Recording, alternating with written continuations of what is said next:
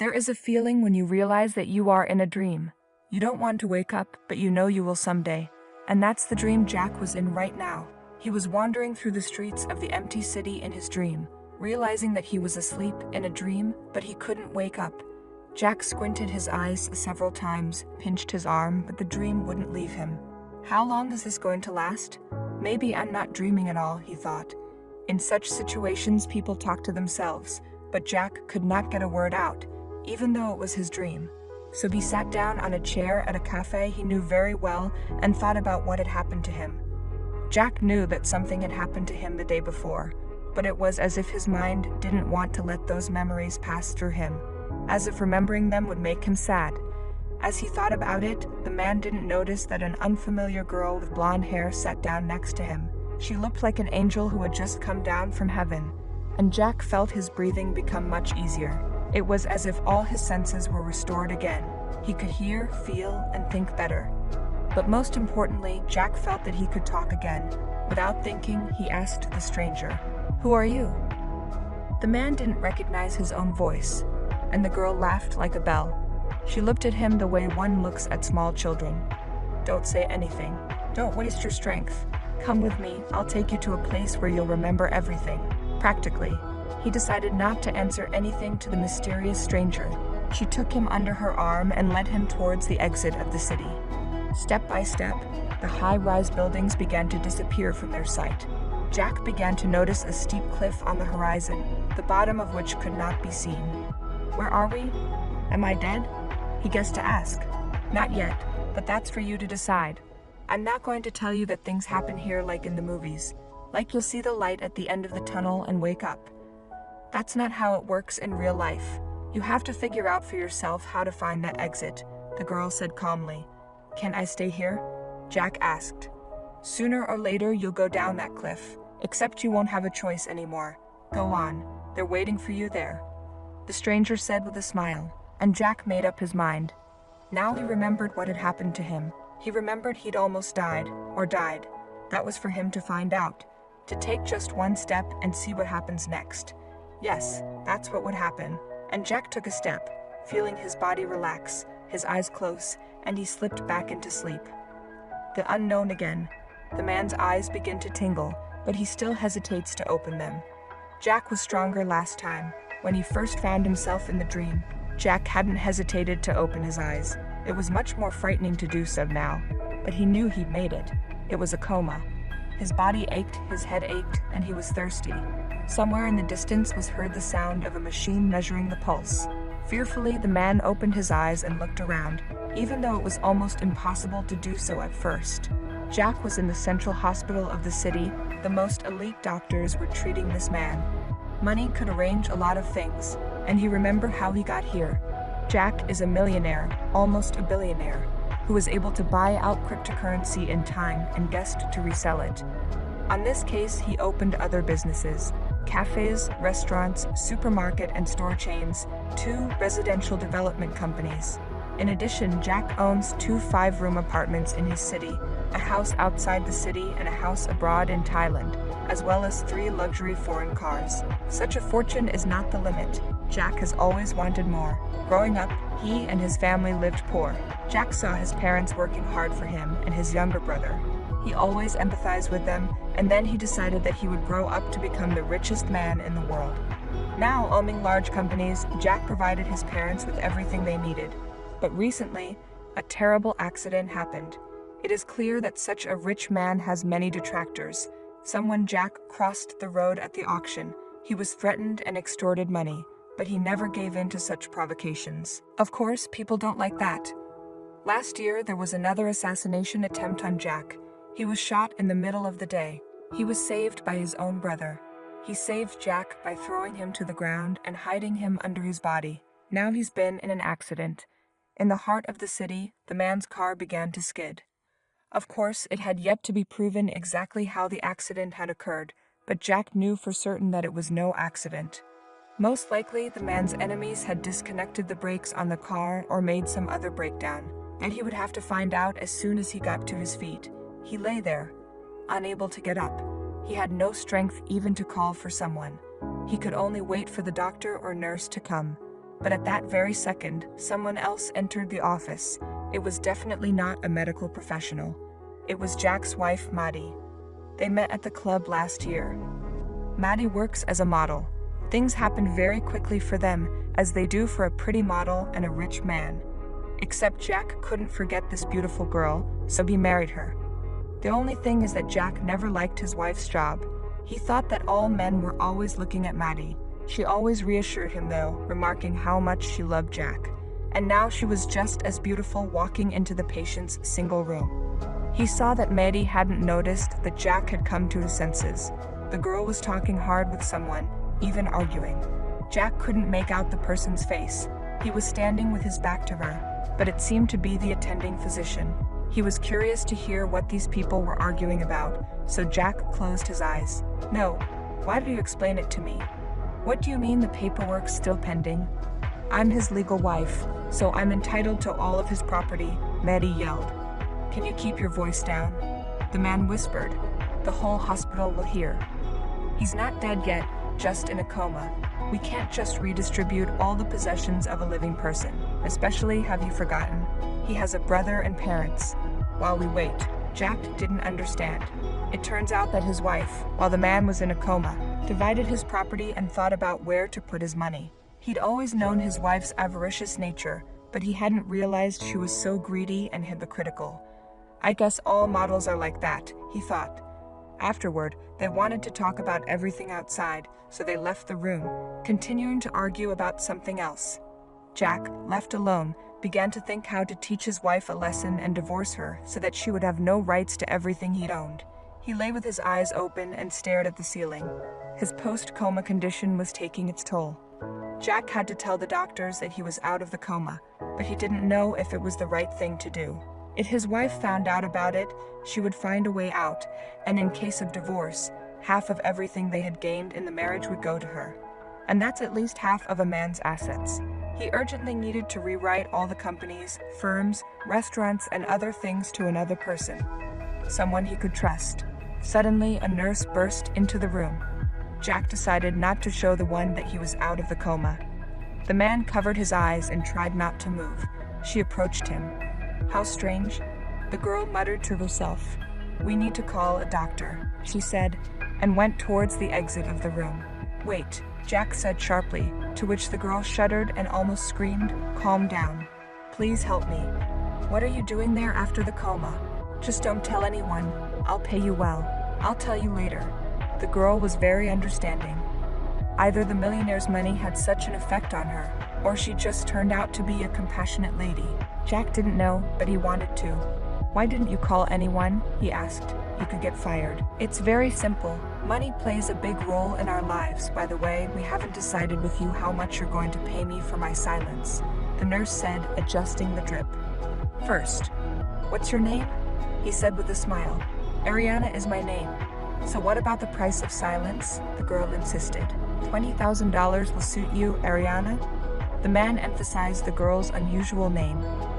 "You women are all sellout skins," Jack said, remembering his wife. "You know what? A doctor should know that his patient is healthy," Ariana replied angrily as she left the room. "Wait, okay, I'm sorry," Jack said. "It's just that I have this situation here." The man thought, "You know, you can even help me. I'll pay you $50,000 in advance if you help me to do one thing. At the end of the job, I'll pay you the same amount." "And what's the case?" Ariana asked with interest. Jack went on to tell her how his wife was trying to take away his property and what plan Jack had devised. The nurse was astonished. "How do you envision this? You want to organize a fake funeral?" Ariana wondered. "It would give me a better chance and more time. Whoever needs it, I'll pay. After I'm dead, Maddie won't be in a hurry to get the paperwork done, because she'll think I'm dead. But what she doesn't know is that the paperwork requires my company seal, and it's always with me. In the stuff they brought me in, find the pendant with the seal on it." "Okay, I'll do it. But who are you going to do the paperwork for?" Ariana asked, using the first name. "I realize that this is a very responsible step, so I'll put everything in my brother's name. He saved me once. He's the only one I can trust. You should bring him here too." Ariana hesitated, but still decided to help this millionaire, the way she badly needed the money. She knew Jack thought of her as a girl willing to kill for money, but she wasn't. Ariana's mother is sick with cancer, needing a lot of money for her treatment. A regular nurse could never make that kind of money. So that's the deal she had to make with her new acquaintance. She ventured into the room where all the patient's belongings were kept and took out a seal pendant from a sealed bag. Next, she was going to have a delicate conversation with Jack's brother Alex. Ariana did not speak directly about his recovery, but invited him into the room. Alex was very happy about his brother's recovery, but didn't understand why he didn't want to tell anyone about it. Then Jack told the whole plan to Alex, and he agreed to help. Everything was arranged as planned. The millionaire's wife made a scene of shock and incomprehension. She even fainted in front of everyone. Jack didn't want his parents to know about his death, so he asked his brother to persuade Maddie not to tell her parents. Maddie agreed, realizing her own advantage in the situation. She would have to share the property with her husband's mother. Jack was quietly removed from the hospital after he made his final recovery. He bribed whoever he needed to bribe. Now he had to think of a way to reorganize his business and sign everything over to his brother. For peace of mind, Jack rented an apartment and moved in with Ariana. He needed constant medical help, as the man often became ill, and he could only trust this girl. Alex came to them twice a day, notifying them how the show funeral went. So far, everything was going according to plan. The first night in the new apartment before going to bed, sick again, Jack called Ariana for help. He injected him with the right medicine. "You have a very light hand, I hardly felt anything," said with gratitude millionaire. "My mom is a doctor, I followed in her footsteps," she said, gathering all the supplies in the medicine cabinet. "You don't look like someone who only wants money." "Tell it like it is," Jack asked. He always saw right through people, and in this case he knew that Ariana wasn't asking for money for a nice life. "You're right," she replied with tears in her eyes. "My mother has a tumor in the lower abdomen. We have been treating it for a year and a half, but we have had no results. I sold my country house to raise money for the operation, but there was a medical error and nothing came out. I need the money for a second operation now. Otherwise, I understand. If you want, I can give you the whole amount up front, even if it's more than we agreed on. Where do you want it transferred?" Ariana didn't refuse because her mother's life was more important to her. That same evening, Ariana wanted to transfer the money to her mother's clinic via ATM. Jack, on the other hand, decided to spend this time sleeping, as the medication was making him increasingly sleepy. About 30 minutes passed. The door opened, but it wasn't Ariana. The lock had been picked. The tall, burly man tried to walk quietly so as not to wake the one he was going to kill this night. Due to the fact that Jack's sleep was very sensitive, he immediately sensed the man's presence. Before he could get out of sleep, a pillow flew into the man's face. The bandit intended to smother the millionaire. Jack remembered his self-defense lessons. He reacted quickly and turned his head sideways so that the pillow wouldn't block his oxygen as much as it might have when he was upright. But Jack could still feel the air getting less and less. He looked around for something to grab onto to hit his opponent, but couldn't find anything. Suddenly, he felt the bandit's grip loosen, and he fell backwards onto Jack. As he pulled the body and pillow away from him, the man saw a terrified Ariana standing in front of him with a poker, apparently having just returned from the ATM. They were silent, looking at each other in shock. Jack couldn't say anything. Ariana, on the other hand, could only mumble, "Did I kill him?" The millionaire touched the pulse on the bandit's neck and realized that he was alive. Calling the ambulance and the police would have been a rash decision, since Jack was officially dead. "You didn't hit him hard enough, there's no blood. I think he'll wake up soon. We have to go," he said. "But where?" Ariana asked cautiously. She definitely could not go to her place, because the bandits now knew for sure that the nurse was in business with the millionaire. "I have a garage outside the city. My wife doesn't even know about it." "Call a cab," he said confidently. When Ariana arrived, she was surprised. She had imagined the garage in a different way. It was just an ordinary box where all kinds of garbage dusted. The millionaire's garage looked completely different, like a bunker. There was even a couch, a TV, a refrigerator with alcohol. As the nurse realized, what they were looking at was a complex of luxury garages. "Do I understand correctly that there is no car here because you almost crashed on it?" the girl asked with interest. Jack nodded. How could he have forgotten about the garage? He began to remember how he had come here the day before to get his favorite car. Actually, I don't remember much from before the accident. I just remember being here that day. I don't remember what I had for breakfast. I don't remember meeting my wife in the morning. I don't remember where I was going and why, the millionaire said sadly. It is understandable. The head injury had a good effect on your memory, said the girl. Young people talked the rest of the night, as they could not sleep from the shock they received. Ariana had never met with such events before. It was as if Jack was showing her a new life. The millionaire himself had never met a girl like this nurse. The man had always been surrounded only by models ready to gnaw each other for his money. Ariana walked around the garage out of boredom, looking at the photos on the shelves. Suddenly, the girl noticed something shiny on the floor. Your wife dropped an earring here. How many carats are there? Asked the girl, picking up a beautiful gold earring with diamonds from the floor. Jack asked to see, and something hit him in the head, and he remembered that day. He was in a great mood that day. Having had a good night's sleep, the millionaire decided to go to work later. He went down to his wife's dressing room to say hello to her. When he opened the door, he saw Maddie sitting on the dressing table with cosmetics, kissing Alex, Jack's brother. He rushed faster from the house to the garage to get behind his favorite car. Jack liked to accelerate to temper his anger and fervor. Ariana's voice brought him out of his reverie. What are you thinking about? The girl asked thoughtfully. Nobody set up this accident for me. I drove off because I like to drive in anger. It turns out that my wife, she's sleeping with your brother. Before Jack could finish, he was interrupted by Maddie, who suddenly appeared out of nowhere. Is that what you wanted to ask, honey? Well, let me tell you. Yes, that's right. In fact, we were going to kill you, as you noticed today. Alex entered the conversation, but we didn't. Your nurse turned out to be very quick, but we'll finish this case. Alex pulled out a gun and pointed it at Jack. Ariana stood in shock. Only Jack laughed at the absurdity of the situation.